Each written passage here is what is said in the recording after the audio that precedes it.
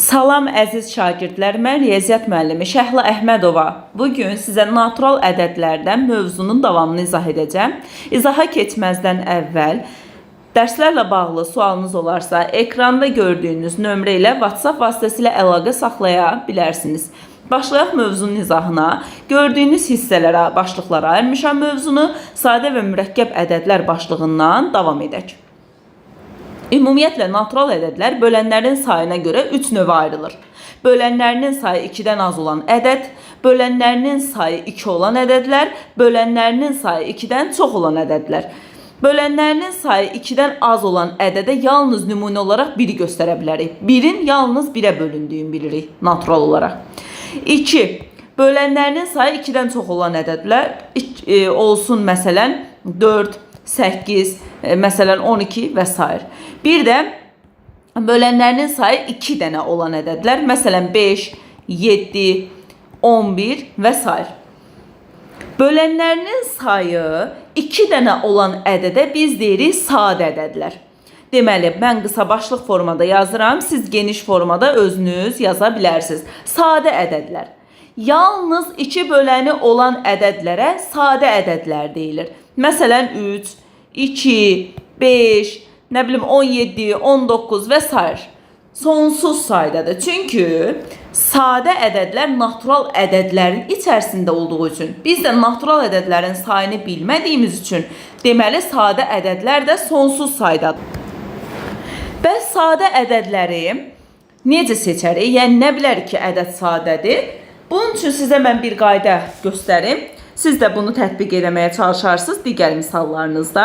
Məsələn, bir ədəd yazıram, tutalım olsun 113 ədədi. Mən bilmirəm ki, bu sadədir, yoxsa mürəkkəbdir. Nə edirik? 113 ədədindən təqribi kök alırıq. Təqribən buradan çıxacaq 10 tam neçəsə. Bizə kəsir hissəsi yox, tam hissəsi lazımdır. 10-dan kiçik olan bütün sadə ədədləri yazıram. 2 var, 3 var, 5 var, 7 var.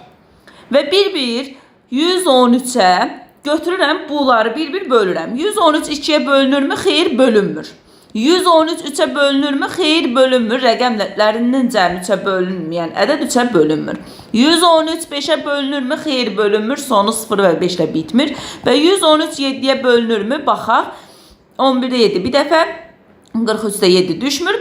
Bu da bölünmür. Baxın, göstərilən heç bir ədədə, o göstərilən ədədlərin heç birisinə bölünmədi. Deməli, 113 ədədi sadədir. Bunu digər misallarda da tətbiq eləyə bilərsiniz. Yəni, digər ədədlərdə. Əgər bu saydıqlarımızdan birinə bölünmə var idisə, deməli, ədədimiz mürəkkəb ədəddir. 2 və 5-dən başqa bütün sadə ədədlərin sonu 1, 3, 7 və 9 ilə qutarır. Amma biz deyə bilmərik ki, sonu 1, 3, 7, 9 olan bütün ədədlər hökmən sadədir. Xeyr. Məsələn, 17 ədədi sonu 7 ilə bitir, sadədir. Amma 27 yazaram, sonu 7 ilə bitir, amma sadə deyil. Bu bir növ nəyə xatırladır? Məsələn, biz 2-yə, 3-ə həm rəqəm deyirik, həm ədəd deyirik, düzdür? Amma biz 25-ə yalnız ədəd deyirik. Bu da bir növ oyun kimidir. Yəni, sonu 1, 3, 7, 9 ilə bitən ədədlərin içərisində sadələri axtarmaq olar. Davam edəyək.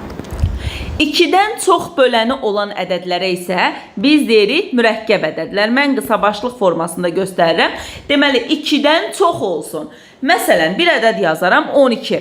12-nin bölənlərini yazaram. 1-ə bölünür, bəli, 2-yə, 3-ə, 4-ə, 6-ya, 12-nin özünə. Baxın, 2 dənədən çoxdur da bölənləri. Bölənləri 2-dən çoxdursa, biz ona deyirik mürəkkəb ədəd. Əvvəla bilməliyik ki, 1. Nə sadə ədəddir, nə sadə ədəddir, nə də mürəkkəb. Bu formada da qeyd eləyə bilərsiniz. Yəni, 1 nə sadədir, nə mürəkkəb. Çünki verdiyimiz o iki qaydanın heç birisinə tabi olmadı. 1-in təkcə bir dənə böləni var, o da 1-dir. Ona görə o qaydalara tabi olmadığı üçün nə sadənin qaydasına, nə mürəkkəbin qaydasına biz deyirik ki, 1 nə sadə ədəddir, nə də mürəkkəb ədəddir. 2 isə 2 yeganə cüt ədəddir ki, sadədir. Uşaqlar, qalan bütün cüt ədədlər hər zaman mürəkkəb olur. Yəni testdə sizə bu formada soruşa bilər. Bütün cüt ədədlər mürəkkəbdir. Xeyr, səhvdir. Qayda olaraq belə deməlidir. 2-dən başqa bütün cüt ədədlər mürəkkəbdir. 2 sadə ədəddir və bizim birinci sadə ədədimiz, yəni ilk sadə ədədimiz, ən kiçik sadə ədədimiz 2-dir. Eyni zamanda yeganə cüt ədəddir ki, sadədir. Mürəkkəb ədədi biz sadə vuruqlara ayırırıq. Mürəkkəb ədəd götürək. Məsələn, bir dənə ədəd götürürəm, 24 ədədi. Bunu sadə vuruqlara ayırarkən belə bir xətt çəkirik və burada yalnız mürəkkəb ədədin sadə bölənlərindən yazacağıq. 24 2-yə bölünür, bəli, 12. Alınan 12 2-yə bölünür, bəli, 6. 2-yə bölünür, bəli, 3. 3 3-ə bölünür, 1. Proses hara qədər davam eləyir? Burada 1 alınana qədər. Və biz burada 24 mürəkkəb ədədini sadə vuruqlara ayrılışın yazdıq. Bu 24 bərabərdir. 2 vurulsun, 2 vurulsun, 2 vurulsun, 3 kimi də göstərilə bilər. Və ya qüvvət şəklində də göstərilə bilər. 2-dən neçə dənədir? 1, 2, 3 dənədir. 2-ni yazıram, qüvvətinə 3 qoyuram, vurulsun 3. 3-ün qüvvətinə heç nə yazılmırsa uşaqlar, burada 1 deməkdir. Yəni o 1 yazılmır. Biz onu qəbul edirik ki, o 3 üstü 1 deməkdir. Bəzən bu mürəkkəb ədədləri sizə deyəcək ki, məsələn, doğru vuruqlara ayırma hansıdır? Tutalım, mən burada göstərirəm. 24 bərabərdir, 2 vuraq. Məsələn, 12 kimi göstərərəm. 24 bərabərdir, 1 vuraq, 2 vuraq, 2 vuraq, 2 vuraq, 3 kimi göstərərəm. Və 24 bərabərdir, 2 vurulsun, 2 vurulsun, 2 vuraq, 3. Sonra 24 bərabərdir, 4 vuraq, 6 kimi göstərərəm. Məsələn, belə nümunələr verdim. Bizə sual verir ki, düzgün vuruqlara ayırma hansıdır? Uşaqlar, mütləq vuruqlar sadə ədədlərdən təşkil olunmalıdır. Məsələn, burada birincidə 12 bizim qaydamızı pozur. Çünki 12 mürəkkəb ədəddir, bizə yaramır. İkincidə bizim qaydamızı nə pozur? 1. Biz axı demişik, 1 nə sadə ədəddir, nə mürəkkəb ədəd. Yəni bu formada göstərilərsə, o yanlışdır. Üçüncü bizim doğru cavabımızdır. Çünki burada 2, 2, 2 və 3 hər biri sadə vuruqlardır, düz ayrılıbdır. Sonuncuda isə 4 də mürəkkəbdir, 6 da mürəkkəbdir və ikisi də verilən qaydanı pozur. Bu sadə vuruqlara ayırmadan biz nədə istifadə edirik? Məsələn, deyəcək ki, bizə ədədin neçə sadə vuruğu var. Nə edirik? Mən buradan təzədən o 24-ün vuruqlarını burada göstərirəm. 2 vuraq, 2 vuraq, 3. Və ya bunu dedik ki, 2-nin kubu vuraq 3 şəklində də göstərir. Sadə vuruqların sayını soruşsa, baxın buradan yazıram, sadə vuruq sayı. Nə edəcəyik? Götürürük, bütün vuruqları sayırıq. Bu ədədin 4 dənə sadə vuruğu var və ya ikinci tapılma qaydası. Belə qüvvət şəklində verilsə, qüvvətləri sadəcə toplayırıq. 3 üzərinə, burada heç nə yazılmayıbsa 1 deməkdir. 1 gəlirəm, oldu 4. Yəni 24 ədədinin 4 dənə sadə vuruğu var. Daha sonra nə edirik? Bizdən soruşacaq ki, müxtəlif sadə vuruq. Baxın, müxtəlif sadə vuruq. Müxtəlif sadə vuruğu tapanda nə edirik? Müxtəlif olanları götürürük. Burada müxtəlif nədir? 2 və 3. Bizim 24-ümüzün 2 dənə müxtəlif sadə vuruğu var. Bir də deyəcək ki, sadə bölən sayını tap. Uşaqlar, sadə bölən sayı müxtəlif sadə vuruqlarla eynidir, ekvivalentdir. Buradan mən yazıram, müxtəlif sadə vuruq bərabərdir elə sadə bölənə. Yəni, eyni anlayışdır. Şərtdə hansını soruşacaqsa, cavab hər zaman eyni götürəcəyik. Deməli, müxtəlif sadə vuruq bərabərdir sadə bölənlərin sayına. Daha sonra bizdən soruşacaq ki, natural bölənlərin sayını tap. Natural bölənlərin göstərmək üçün ümumi göstərici olaraq deyirəm ki, M bərabərdir A vur B vur C. Burada da qüvvətləri göstərirəm. A üstü N olsun, B üstü M olsun, C üstü K olsun. Baxın, bunlar müxtəlif sadə vuruqlardır. O da onların N, M, K isə onların qüvvətləridir. Nə edirik? Bu formaya gətirəndən sonra qüvvətlərini götürürük, üzərinə bir vahid əlavə edirik və bir-birinə vururuq. Aldığımız buradakı cavab bizim natural bölənlərin sayı olacaq. Gəlirəm 24 üçün natural bölən sayın araşdırmağa. 24'ü dedik, nə yazdıq? Biz 2 vuraq 2 vuraq 2 vuraq 3. Bu da 2'nin kubu vurulsun 3. Natural bölən sayı dedik ki, burada hər biri müxtəlif olmalıdır. Baxın 2 və 3 görürsünüz, müxtəlif vuruqlardır. Qüvvəti götürürəm. 2'nin üstündə qüvvət nədir? 3. Üzərinə 1 vahid gəlirəm. Vuraq. 3'ün qüvvəti nədir? Heç nə yazılmayıbsa dedik 1'dir. Üzərinə 1 vahid gəlirəm. Olacaq 4 vurulsun 2.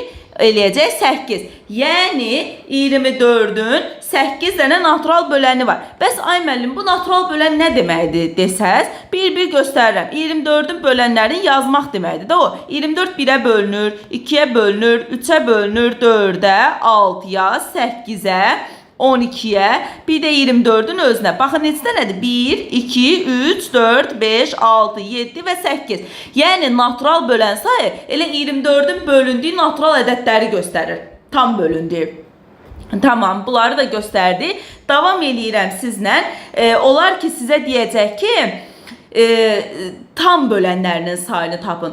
Aldığımız natural bölənin sayını, məsələn 24'ün natural böləni 8 almadı. Onun 2 qatı olacaq tam bölən. Yəni düsturun qabağında 2 n kimi göstərirəm. Yəni aldığımız cavabı 2'yə vururuq. Məsələn 24 üçün natural bölən 2 vurulsun 8 olacaq 16 dənə tam bölən, əstəğfurullah. Natural yox, tam bölən.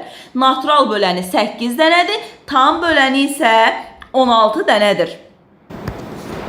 Bəzən suallarda sizə deyəcək ki, 24, məsələn, indi mən ədəd üzərində deyirəm də, 24 ədədinin mürəkkəb bölənlərinin sayını tapın. Uşaqlar, 24'ü artıq biz necə tapdıq? 2 vur 2 vur 2 vur 3. Onu da yazdıq. 2'nin kubu vurulsun 3.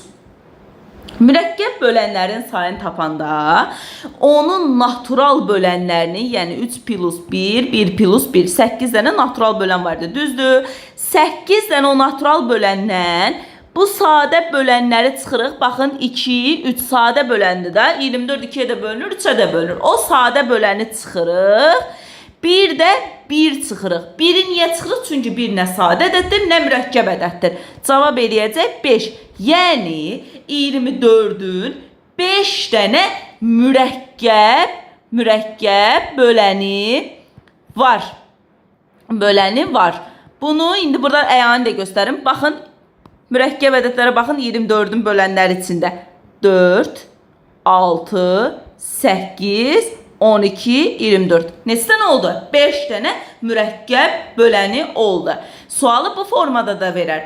Deyəcək ki, 24 ədədini sadə olmayan bölənlərini tapın. Neyinirik? Yenə natural böləndən çıxarıq sadələri, cavab eləyəcək 6. Sadə olmayan sözü görürsünüzsə artıq 1'i çıxmırıq. Çünki 1 onsuz da sadə olmayan bir ədəddir də. Mürəkkəbdə deyil düzdür, amma sadə də deyil. Onun üçün bir dənə çıxırıq müxtəlif sadə vuruqları, yəni sadə bölənləri. 8'dən 2 çıxdı, 6 dənə sadə olmayan böləni var. 24 ədədinin 6 dənə sadə olmayan böləni var. Suallarda bəzən deyəcək, ədədin, məsələn, cüt natural bölənlərinin sayını tapın. Tutalım bir ədəd verirəm, məsələn, olsun 60 ədədi. Deyir ki, bunun cüt natural bölən sayını tapın. Neyinirik? Uşaqlar, bütün cüt ədədlər 2'yə bölən olduğu üçün bunu bir dəfə götürürük, 2'yə bölürük, cavab eləyəcək 30. Sonra 30'un natural bölənlərinin sayını tapmaq, elə 60 ədədinin cüt natural bölənlərinin sayını tapmaq deməkdir. 30 nədir? 5 vurulsun 2 vurulsun 3. 30'un neçə natural böləni var? Buradan yazıram 1 üstə 1, 1 üstə 1. 3'ün də qüvvətində baxın, bunların heç nə olmadığı üçün hamısını bir götürdüm də. 1 üstə 1. Eləyəcək 2 vuraq 2 vuraq 2. 8 dənə 60 ədədinin cüt natural böləni var. Bəs sizə bu sualı desə ki, baxın buradan yazdım, bu cüt natural böləndir də. Cüt natural bölən sayı. Bəs desə ki, 60 ədədinin tək natural bölən sayını tapın. O zaman neyinirik? Ümumi ədədin natural bölənlərinin sayından 60 nədir? 2-nin kvadratı vurulsun 3 vurulsun 5. Ümumi ədədin natural bölənlərin sayını tapaq. 1 üstə 1, 1 üstə 1. Olacaq 3 vuraq 2, vuraq 2. 6, 6 və 2, 12. 12 dənə natural böləni var 60-ın. Baxın, ümumi natural bölən sayından çıxırıq cüt natural bölən sayı. Bu bizə bilirsiniz nəyə verəcək? Tək natural bölən sayı. Deməli, sualda soruşsa ki, tək natural bölən sayı necə tapırıq? Götürəcəksən 12-dən, çıxacaqsan cüt natural bölən sayı eləyəcək 4. Yəni 60 ədədinin 4 dənə tək natural böləni var. Bu bunun qaydaya uyğun uzun yoludur. Bir də uşaqlar belə bir yolda var. Tək natural bölən sayı demək. Buradan təzədən 60-ı mən göstərirəm. 2-nin kvadratı vurulsun 3 vurulsun 5. Uşaqlar tək bölən sayının içində heç cüt ola bilər. Ola bilməz də tək bölən sayının içində necə cüt olsun. Götürürük bu cütü atırıq. Yerdə qalanın natural bölən sayını tapırıq. 3 ilə 5 üçün necə tapırsan? 1 üstə 1, 1 üstə 1. Olacaq 2 vurulsun 2 bərabərdir 4. Baxın, burada da 4 tapdım, burada da 4 tapdım. Yəni bu daha səmərəli, asan üsuldur. Amma yəni ikisini də siz tətbiq eləyə bilərsiniz. İkisi ilə də doğru cavabı alacaqsınız. Başqa bir sual üstündə göstərim. Tutalım bizə deyər ki, vuruqlara ayrılmış hazır bir ədəd verin. Məsələn deyirəm 3 üstü 7 vurulsun, 2 üstü məsələn 5 vurulsun, 3 üstü 4. Deyir ki, bunun tək natural bölən sayını tap. Baxın. İçində cütü görürəm də mən 2 üstü 5 cüt vuruqlardır. Düzdür? Onu atıram. Yerdə nə qaldı? 7 üstə 1 vurulsun 4 üstə 1. 8 vur 5 40. Yəni bu göstərilən bu ədədin, baxın bu göstərilən ədədin 40 dənə tək natural bölən sayı var. Sonra sualları sizə nə formada verə bilər? Deyər ki, məsələn, 60-ın 5-ə bölünən natural bölənlərinin sayını tapın. Məsələn, 60 ədədinin 60-ın 5-ə bölünən natural bölən sayını deyir, sayını tap. Nə edəcəyik? Götürəcəksən bir dəfə, deməli, 60'ı sadə vuruqlara ayırırsan, olacaq 2'nin üzərindəki vurulsun 3 vurulsun 5. Yəni bu formada göstərirəm. 60'ın 5'ə bölünən natural bölənlərinin sayını tapmaq.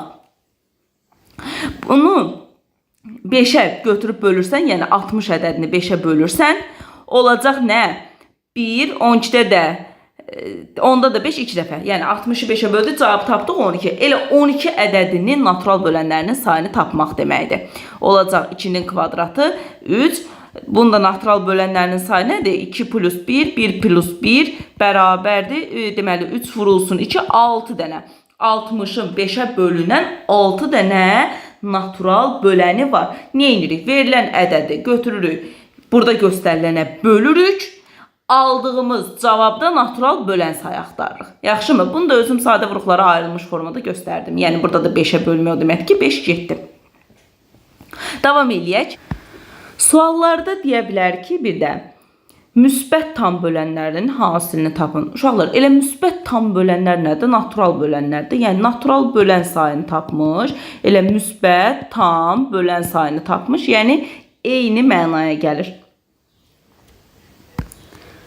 Sonra tam bölənlərin cəmin soruşsa, tam bölənlərin cəmin. Məsələn, 24'ün 8 dənə natural böləni var, düzdür? 8 natural bölən var 24 üçün. Burada 8 biraz kənarda yazım. 8 natural bölən var. Tam böləni 16 dənədir. Bunun 8'i müsbətdir, 8'i mənfidir də. Ona görə də tam bölənlərin cəmi 0 eləyəcək. Çünki 24 1-ə bölünürsə mənfi 1-ə də bölünür. 2-yə bölünürsə mənfi 2-yə də bölünür. 3-ə bölünürsə mənfi 3-ə də bölünür. Yəni cəmləri 0 eləyəcək. Ona görə deməli ədədin tam bölənlərinin cəmi 0-a bərabərdir. Davam edək qarşılıqlı sadə ədədlərimizlə. Nədir qarşılıqlı sadə ədədlər cütü? Birdən başqa, ortaq böləni olmayan və ya ortaq sadə vuruqları olmayan ədədlərə biz deyirik qarşılıqlı sadə ədədlər. Biraz qaydanı açıqlasaq, məsələn, ədəd götürərəm 5, ədəd götürərəm 7. Baxın, 5 nəyə bölünür? 1-1-ə bölünür, 1 özünə. 7 nəyə bölünür? 1-1-ə bölünür, 1 də özünə. Bunların ortaq nəyi var? Bir dənə 1. Deməli, 5 ilə 7 qarşılıqlı sadə ədədlər cütüdür. Və ya başqa bir ədəd göstərim. Göstərim burada 6, bir dənə də göstərim məsəl üçün olsun 11. 6 nəyə bölünür? 1-ə, 2-yə, 3-ə, 6-nın özünə. 11 nəyə bölünür? 1-ə və 11-in özünə. Yenə bunların içərisində uşaqlar ortaq nə var? 1 var. Deməli 6 ilə 11 qarşılıqlı sadə ədədlər cütüdür. Bəzən sadə ədədlə qarşılıqlı sadə ədədi uşaqlar dəyişik salır. Məsələn, deyir ki, müəllimə, 6 mürəkkəbdə axı, biz niyə ona qarşılıqlı sadə deyirik? Biri var, 2 ədəd bir-biri ilə bir cüt əmələ gətirsin. Bir də var, ədədə təklikdə sadə və ya mürəkkəb kimi baxırıq. Biz burada 6 ilə 11 bir cüt əmələ gətirir və o cütün qarşılıqlı sadə olması üçün hökmən onların bircə dənə ortaq böləni olmalıdır, o da 1. Yəqin ki, aydındır. Bəs bunları necə ayırd eləyəcəyik? Nə biləcəyik ki, ədədlə qarşılıqlı sadədir, yoxsa deyil? Bir neçə dənə buna aid növ var. Mən bir-bir göstərim. Məsələn, birincisi 2 ardıcıl natural ədəd qarşılıqlı sadədir. Məsələn, ardıcıl ədədlər nə var? Tutalım 15 ilə 16. Baxın, ardıcıl gəlirsə, hər ikisi naturaldır və bir-birinin ardınca gəlir. Biz deyirik ki, bu ədədlər qarşılıqlı sadədir. Sonra ikinci ardıcıl tək natural ədədlər. İstənilən ardıcıl tək natural ədəd qarşılıqlı sadədir. Məsəl üçün 37, 39. Baxın, ardıcıldır, təkdir.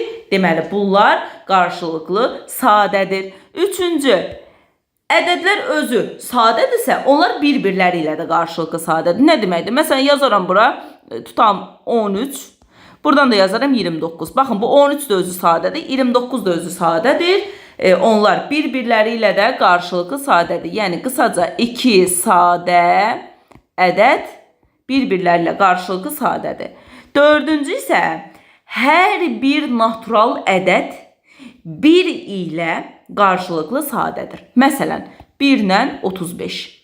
Nə bilim, 1 ilə 649. Yəni, istənilən natural ədəd 1 ilə qarşılıqlı sadədir. Bunları da qeyd eləyərsiniz.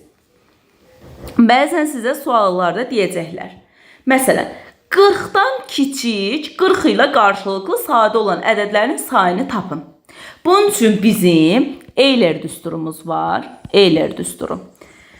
Nə deyir Euler düsturu? Deyir ki, n-dən kiçik. N ilə və n ilə qarşılıqlı sadə olan ədədlərin sayı. Necə tapılır? Düstur deyir ki, n vurulsun 1 minus 1 bölək A. 1 minus 1 bölək B. 1 minus 1 bölək C. Yəni, bu formada davam eləyəcək. Buradakı A, B, C nədir? Onu da göstərim. Biz bayaq natural bölənlərin sayını tapanda lazım idi. Baxın, belə ədədin sadə vuruqları ayrılışını standart şəklini göstərmişdik. A üstü M, A üstü N, B üstü M, C üstü K, nöqtə davam edir. Baxın, buradakı bu A elə bu A'dır. Yəni, buradakı bu B, bu B'dir. Buradakı bu C'dir, bu C'dir. Yəni, sadə bölənlərdir də olar. İndi məsələn nümunə kimi göstərim. Deyirəm ki, 40-dan kiçik, 40 ilə məsələn sadə olan deməli ədədlərin sayı nədir? 40-dan 40'ı götürürük, sadə vuruqlara ayırırıq. Nədir 40? 2'nin kubu vurulsun 5'dir. Bunu bu formada yazırıq. Sonra düsturumuzda E'nin yerinə nə qoyuruq? Ədədin özünü. Bax, bu göstərdiyimiz ədədin özünü. Olur 40 vurulsun. 1 minus 1 bölünsün. Məxrəcə 2 qoyuram. Çünki A'nın yerində mənim 2 durur. Vurulsun. 1 minus 1 bölünsün. B'nin yerində də 5 durur. C yoxdur. Yəni olsa qoyacaqdım. Burada 3-cü ədəd olsa onu qoyacaqdım. 4-cü ədəd olsa onu qoyacaqdım. Yəni davam edəcəkdim də 1 minus 1 bölünsün. Məsələn, hansı bölən varsa müxtəlif olanlar götürüb onu qoyacaqdıq. Davam edirəm. Olur 40 vurulsun 2'də 1, vurulsun 5'də 4. Burada da ixtisarlarımız gedir.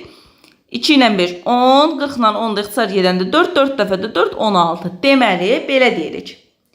40'dan kiçik, 40 ilə qarşılıqlı sadə 16 dənə bizim ədədimiz var. Davam edirik ən böyük ortaq bölən, yəni əbobdan danışmağa. Əbob yazıram buradan. Açılışın düzgün bilin. Ən, mən baş hərflərinə uyğun yazıram. Böyük, ortaq, bölən. Əbob sözünün açılışı ən böyük ortaq bölən. Mənası nədir? Verilmiş ədədlərin hər birinin qalıqsız bölündüyü ən böyük natural ədəd. Nə deməkdir bu? Məsələn, 2 dənə ədəd olsun. Biri olsun 24, biri də olsun, tutalım deyirəm, məsələn 36. Başlayıram, bu ədədin sadə vuruqlara ayrılışır. 24'ü nə kimi yazmışdıq biz? 2'nin kubu vurulsun 3. 36'nı nə kimi yazarıq? 36 burada yazıram 2 vurulsun, 2 vurulsun, 3 vurulsun 3. Yəni 2'nin kvadratı vurulsun 3'ün kvadratı. Bu formada göstərirəm. İndi əbobu seçə bilmək üçün ənənəvi üsulla bunu belə tam çıbıqla göstərim ki, tam aydın olsun. Sonra bunlar üstündə də danışacağım. 24 2'yə bölünür 12, 2'yə bölünür 6, 2'yə bölünür 3, 3 3'ə 1. Buradan da yazıram 36 2'yə bölünür. Deməli 18, 2'yə bölünür 9, 3'ə bölünür 3, 3 3'ə 1. İndi nə edirik? Əbob seçəndə hər ikisində ortaq olanı götürürəm. Baxıram, burada 2 var, əvəzinə burada da 2 var. Sonra növbəti 2'yə keçirəm. Burada 2 var, əvəzi burada da var. Sonra baxıram, bu 2'nin əvəzi yoxdur axı burada. Onda onu götürmürəm. O silinir. Sonra növbətinə gəlir 3. Burada 3'üm var, burada da əvəzi var mı? Var, qutardı. İşarə qoyduqlarım ortaqlardır. Və onlardan hər cütdən bir dənəsini götürüb bir-birinə vururam. Məsələn, birinci baxın bu cüt. 2 dənə 2 deyilmi? Birini götürdüm. İkinci cüt. 2 dənə 2 deyilmi? Onu da birini götürdüm. Sonra üçüncü cüt. 2 dənə 3 deyilmi? Onu da birini götürdüm. Oldu nə? 4 vur 3, 12. Buradan göstərirəm. Əbob 24 və 36 üçün tapdıq biz nə? 12. Bu ənənəvi üsuldur. Yəni hər birimizin bilməli olduğumuz, hamının istifadə etdiyi üsuldur. Davam edirəm. Bunu belə də göstərə bilərik biz. Deməli, Evklit alqoritmi ilə əbob 24 və 36. Bunların hər ikisi ortaq vuruğu belə deyim də. Ortaq vuruq nə var bunların içində ən böyük? Mən baxıram ki, 24 də 12'yə bölünür, 36 da 12'yə bölünür. Yazıram 12 vurulsun. Vuruq kimi çıxartdım elə bil mötərizənin çölünə. Əbob 24'də 12'yə bölündə burada 2 düşür. 36 12'yə bölündə burada da 3 düşür. Bu da bərabərdir. Uşaqlar, indi növbəti qaydadadır deyəcəm ona. Burada 2 ilə 3'ü alındığını gördünüz. Baxın 2, bu da 3. Qarşılıqlı sadə ədədlər cütüdür də. Qarşılıqlı sadə ədədlər cütünün əbobu 1'ə bərabərdir. Yəni 12 vurulsun 1 eləyəcək. Yenə 12. Yenə deyirəm. Bu üsulu hər kəs bilməlidir. Bu da daha əlvərdişiniz tezləşəndə tətbiq eləyərsiniz. İndi isə davam edirəm. Çıxmaya görə Evklit alqoritmindən danışım. O necə olur? Qarşınıza çıxa bilər. Çıxmaya görə Evklit alqoritmi. Tutalım 2 dənə ədəd verirəm. Məsələn, biri olsun 50 ədədi, biri də olsun məsəl üçün 240 ədədi. Bizə deyir ki, EBOB 50 ilə 240-ı tapın. Yenə deyirəm, əsas yol bayaq göstərdim, onu hər birimiz artıq bilməliyik. Amma ola bilər də çıxmaya görə də Evklit alqoritmin deyir sizə tapın. Necə eləyirik? Buradan yazıram. Birinci olaraq böyük ədəddən, yəni 240 böyük ədədimdir. Kiçik olan ədədə çıxıram. Burada eləyəcək 190. Yeni ədəd cütümü artıq nə olur? EBOB balacanı saxlayıram. Böyük oldu 190. Davam edirəm. İkinci, yenə eyni etap. 190-dan yenə 50-ni çıxıram. Nə eləyəcək? 140. Yeni ədəd cütüm nə oldu? EBOB balaca yenə qalır. Böyük oldu nə? 140. Prosesi yenə davam elətdirirəm. Böyükdən kiçiyi çıxıram. Eləyəcək 90. EBOB balaca qalmışdı onsuz da. Böyük ədəd artıq oldu 90. Dördüncü etap. Yenə 90-dan 50-ni çıxıram. Cavab nə eləyəcək? 40. Olacaq EBOB balacam 50 idi. İndi oldu 40. Digər ədədim oldu 40. Artıq mənim kiçik ədədim nə olub? 40. İndi yenə böyükdən 50-dən bu səfər 40-ı çıxıram. Qalacaq 10. Nə edirəm? Olacaq yeni ədədim EBOB balacam 40-dır. Digər tapdığım da oldu 10. Prosesi davam elətdirirəm. 6-cı etap. 40-dan 10 çıxıram. Olacaq 30. EBOB balaca ədəd olaraq orada 10 qalmışdı. Yeni tapdığım ədəd 30. Yenə prosesi davam elətdirirəm. 30-dan 10 çıxıram. Qalacaq 20. Olacaq EBOB 10 balaca idi. Təzə tapdığım ədəd də 20. 8-ci də yenə 20-dən 10 çıxıram. Cavab elədi 10. Oldu EBOB balacam onsuz 10 idi. Təzə tapdığım ədəd də 10. Və deməli ən başa qayıtdım. Ədədlərim nə idi? 50 və 240. Mən 50 və 240-a EBOB axtarırdım. Burada sonda ikisində də eyni ədəd alınırsa, sənin tapdığın ədəd elə həmin ədədlərin EBOB-udur. Yəni EBOB 10-a bərabərdir. Biz buna deyirik ki, çıxmaya görə Evklit alqoritmi. Davam eləyirəm EÇOB-la, yəni ən kiçik ortaq bölünən. Başlıq kimi yazıram. EÇOB ən kiçik ortaq bölünən. Bunları düzgün öyrənin. Bayaqki EBOB ən böyük ortaq bölən idi. Bu isə ən kiçik ortaq bölünəndir. Qayda olaraq nə edirəm? Yenə eyni ədədləri götürün. Məsəl üçün olsun 24 ilə 36. Mənə deyir ki, bu ədədlərə bu səfər EÇOB tapcına. 24-ü sadə vuruqlarına ayırıram. 12, 2, 2, 3, burada da 1. 36-nı da eyni qaydada ayırıram. 18, 2, 9, 3, 3, burada da 1. EÇOB-da nə edirik? Birinin vuruqlarını tam formada götürün. Məsələn, birinci ədədin vuruqlarını tam formada götürürəm. 2 vurulsun 2, vurulsun 2, vurulsun 3. İkinci ədəddə isə birincidə olmayanları götürürəm. Baxıram, bu 2, baxın bu 2. Mənim burada varımdır da əvəzləyicisi, onu götürmürəm. Onu silirəm. Sonra bu 2, burada əvəzləyicisi var da, o da götürmürəm. Sonra bu 3, burada əvəzləyicisi var da, düzdür, onu da götürmürəm. Nəyə götürürəm? Bir dənə baxın bu 3. Çünki bunun qarşılığı digər ədəddə yoxdur. Yəni onu da götürürəm, vururam 3-ə. Bu eləyəcək 24, 2, 2, 4, 8, 24, 24-ü də 3-ə vuranda eləyəcək 72. Yəni nə deməkdir bu? Verilmiş ədədlərin hər biri qalıqsız bölündüyü ən böyük natural ədədə EBOB deyirik. Verilmiş ədədlərin hər birinə tam bölünən ədədlərin ən kiçiyini isə biz EÇOB deyirik. Baxın, bayaqlarım EBOB olaraq 24 ilə 36-ya biz nə tapdıq? 12. Həqiqətən 24 də 12-yə tam bölünür, 36 da 12-yə tam bölünür. Yəni əbob bölən əvəzləyicisi də bölən yerindədir. İndi baxın, əkob nə tapdım? 72. Həqiqətən 72 24-də tam bölünür, 72 36-ya da tam bölünür. Deməli, bu ədədlərin əbobu 12, əkobu isə 72-dir.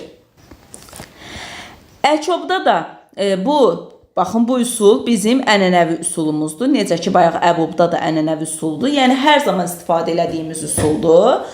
Bir də var bunun sadə üsulu. Baxın, nə edirəm? Yazıram əkob 24-36. Yenə bunların elə bil ortaq vuruğunu çıxardıram da. Ortaq nə var? Hər ikisi 12-yə bölünür. 12, buradan yazıram əkob. Yerdə qaldı nə? Deməli, 2 ilə 3, o da bərabərdir. 12 vurulsun. Uşaqlar, qarşılıqlı sadə ədədlərin əkobu isə onların hasilinə bərabərdir. Əbobu 1-ə bərabər idi, əkobu isə onların hasilinə. 12-ni də 6-ya vururam, 72. Yəni, bu da əl vərdişiniz yaranandan sonra bu üsulu da tətbiq edə bilərsiniz. Bəzən sizə misalları özləri sadə vuruqlara ayrılmış şəkildə göstərəcəklər. Tutalım, yazar ki, misalı 2-nin kubu vurulsun 3-ün kvadratı, məsələn, vurulsun 7. Bir dənə də digər B-sində digər ədədi belə göstərər ki, onlar 2-nin kvadratı, məsəl üçün vurulsun 3, vurulsun 5. Deyər ki, bu iki ədədə görə əbob tap. Əbob tapanda nə edirsən? Ortaqları götürürsən, amma qüvvəti ən az olanı. Baxın, ortaq nə var? 2 var, 2 var. 3 var, 3 var. Da 7 ilə 5-ə baxmıram, çünki ortaq deyil. Əbob tapanda, buradan yazaq, əbob AB-ni tapanda, yəni söhbət bu ədədlərdən gedir də, ortaqları götürürük və içində ən az olanı. 2-nin kubu, burada 3 dənə 2 var, burada 2 dənə 2 var. Hansını götürəcəyəm? 2-nin kvadratı olanı. 3-ün kvadratı, burada 2 dənə 3 var, burada 1 dənə 3 var. Hansını götürəcəm? Az olanı. 4 dəfədə 3, 12. Deməli, bu göstərdiyimiz ədədlərin əbobu 12-yə bərabərdir. Eyni ədəd üçün əkobdan eynirəm. Buradan yazıram. Əkob AB. Bu səfər müxtəlif olanları onsuz da götürməlisən. Baxın, 7-ni mütləq götürməlisən, 5 də mütləq götürməlisən, çünki müxtəlifdir. Eyni olanlarda isə qüvvətə böyük olanı götürürsən. Baxın, burada qüvvət olaraq 2-dən 3 dənədir. Burada isə 2 dənədir. Hansını götürəcəm? 3-dən olanı, 2-nin kubu. Davam edirəm. Burada 3-dən 2 dənədir. Burada isə içində yazılmayıbsa 1 dənədir. Hansını götürəcəm? 3-ün kvadratı olanı. Deməli, bu ədədlərin də əkobu, baxın, bu hasil edəcək. Əbobla əkob arasında əlaqə düsturları var. Onlardan da biraz danışaq. Nədir bu? Əvvəla, iki ədədin əkobu ilə əbobunun hasili həmin ədədlərin hasilinə bərabərdir. Məsələn, yazaram ki, əkob 5 ilə 6 vurulsun əbob 5 ilə 6. Bu nədir?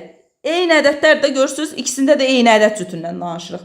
Götürürəm, eləcə 5-i vururam 6-ya, olacaq 30. Düstur formasında isə belə yazılacaq. Əkob AB vurulsun əbob AB bərabərdir, elə A vurulsun B-yə. Bu birinci əlaqə düsturudur. Sonra sizə bu formada kvadrat kimi göstərə bilər. Məsələn, deyər əkob AB kvadrat mötərizə kimi göstərər belə. Bu uşaqlar elə o A ilə B-nin özünə aid kvadratlar. Yəni A-nın kvadratı, B-nin kvadratı. Yəni bu deməkdir. Eyni qaydada da əboba aiddir. Əbob AB mötərizə kvadratı. Burada da əbob A kvadratı, B kvadratı. Baxın, bu deməkdir. Sonra biz ortaq olmayan sadə vuruqlardan danışaq. Ortaq olmayan sadə vuruqların hasili C hərfi ilə işarə olunur. Baxın, ortaq olmayan sadə vuruqların hasili C ilə işarə olunur. C hərfi ilə. Necə tapılır? C bərabərdir. Əkob AB bölünsün EBOB AB-yə. Məsələn, bayaq biz tapmışdıq da 24 ilə 36-ya. EBOB tapmışdıq nə? 12. Buradan yazıram. Onda C nəyə bərabərdir? Buradan yazıram. EÇOB 24 36 bölünsün EBOB 24 36. Bunların EÇOB'un biz 72 tapdıq. EBOB'un nə tapdıq? 12. 72-ni 12-yə bölsən 6. Yəni C ortaq olmayan sadə vuruqların hasili 6-ya bərabərdir. Sonra növbəti düstur budur ki, EBOB kvadratı AB bərabərdir AB bölünsün C. Bunu əgər kvadratsız yazsam, onda olacaq nə? EBOB AB bərabərdir kök altında AB bölünsün C. EÇOB üçün necə tapıram? EÇOB kvadratı AB bərabərdir A vur B vur C. Kök alsam EÇOB AB bərabərdir kök altında A vur B vur C. Buradakı A, B'lər ədədlərimizdir. C isə ortaq olmayan sadə vuruqların hasilidir. Misallar üzərində tətbiqdə də görə bilərsiniz. Test toplusunda falan çoxdur buna aid suallarımız. Davam edək. Deməli 2 ardıcıl natural ədəd biz bayaq dedik, tək natural ədəd dedik, sadə ədədlər cütündən də. Danışmaq istəyirəm ki, əgər ədədlər cütü qarşılıqlı sadədirsə, tutalım deyək ki, A və B qarşılıqlı sadə ədədlər cütüdür. Atıram məsəl üçün 3-dən 5 ola bilər, ardıcıl gəlib. Sonra həm də hər ikisi sadə ədəddir. Sonra məsəl üçün ardıcıl tək ədəddir də bu. 17-dən 18 ardıcıl tək ədəddir. Yəni necə deyim, qarşılıqlı sadə ədədlər cütüdür də, düzdür? Qarşılıqlı sadə ədədlər cütünün EÇOB'u onların hasilinə bərabərdir. EBOB isə EBOB AB 1-ə bərabərdir. Tutalım, yazıram. EÇOB 5 ilə 7. Buradan da yazıram. EBOB 5 ilə 7. 5 ilə 7-nin EÇOB'u onların dediyim kimi hasilinə bərabərdir. Çünki qarşılıqlı sadə ədədlərin hasilidir. Yəni 5-i 7-yə vursan 35. EBOB isə burada EBOB 5 ilə 7 1-ə bərabərdir. Yəni bunların ortaq bölündüyü ikisi də nə var? 5 də 1-ə bölünür, 7 də 1-ə bölünür. Bəzən suallarda deyir ki, A ədədi B-nin böləni olarsa, A ədədi, buradan yazıram, A ədədi B-nin böləni olarsa, məsəl üçün, xəyali bir ədəd qoyuram, 8 bölünsün 4. Baxın, A ədədi B-nin bölənidir. Bu B-dir onda, bu da A-dır. Bir ədəd digərinin böləni olarsa, kiçik ədədə EÇOB deyirik, böyük ədədə EBOB deyirik. İndi burada EÇOB AB olacaq B, böyük ədədə çünki dedik ki, biz EÇOB deyirik. EBOB AB isə olacaq A. Yəni, bunun ən rahat yolu xəyali özünüzdən ədəd qoyub hesablamağınızdır. Bir də 2 ardıcıl cüt ədədin EBOB-u 2-yə bərabərdir. Məsəl üçün, ardıcıl cüt ədəddə 8 ilə 10. Bunların hər zaman EBOB-u 2-yə bərabərdir. Çünki ikisi də 2-yə bölünür. 2 ardıcıl ədədlərdən söhbət gedir yalnız. 2 ardıcıl cüt ədədin EBOB-u 2-yə bərabərdir. Buradan yazıram, məsələn, EBOB olsun 12 ilə 14. Ardıcıl cüt ədədlərin EBOB-u 2-yə bərabərdir. EÇOB isə həmin ədədlərin hasilinin yarısına bərabərdir. Olsun EÇOB 12 ilə 14. Həmin ədədləri götürürəm, 12 vurulsun 14. Hasilinin yarısına bərabərdir. Düşünürəm ki, bu qədər izah yetərlidir.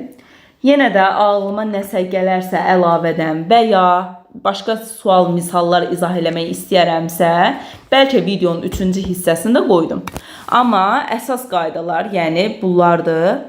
Çalışın qaydaları mütləq şəkildə dəftərinizdə, qayda dəftərinizdə qeyd eləyəsiniz və öyrənməyə çalışasınız. Misallar üzərində isə daha da möhkəmləndirəsiniz. Oldu, özünüzə yaxşı baxın. Hələlik növbəti izahlarda görüşərik.